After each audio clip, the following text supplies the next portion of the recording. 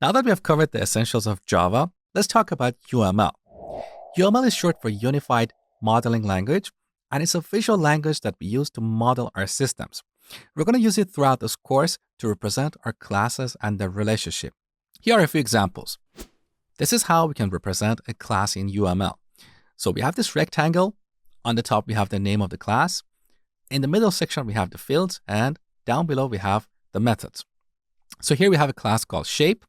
In this class, we have a field called position x, and the type of this field is integer. So after the colon, we specify the type of a field or a parameter or the return type of a method. So here we have a method called render.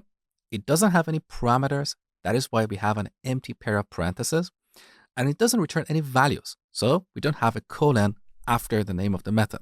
So that means the return type of this method is void. Now this minus sign means this field is declared as private. You can see that over here. And obviously the plus sign means this is declared as public.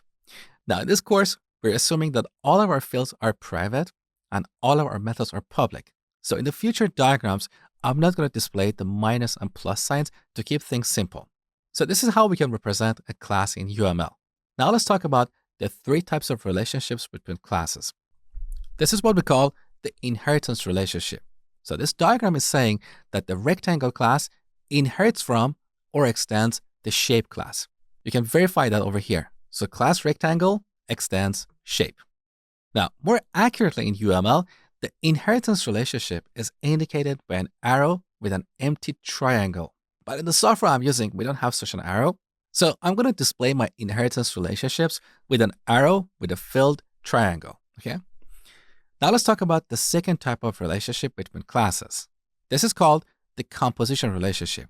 It's indicated by an arrow with a diamond. So that means the shape class is composed of the size class. In practical terms, that means in the shape class, we have a field of type size. So the shape class is composed of the size class.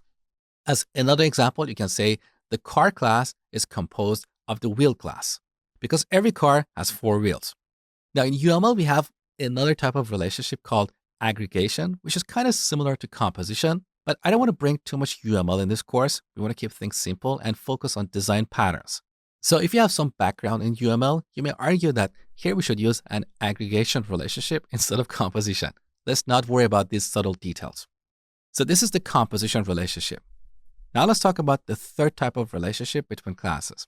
This is what we call the dependency relationship. It's indicated by a dashed arrow. So that means somewhere in the shape class, we have a reference to the document class. Here's an example. In the shape class, we have a method called render, and this method has a parameter of type document.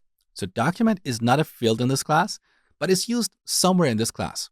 In this case, it's a parameter, but it could also be a local variable defined in the render method.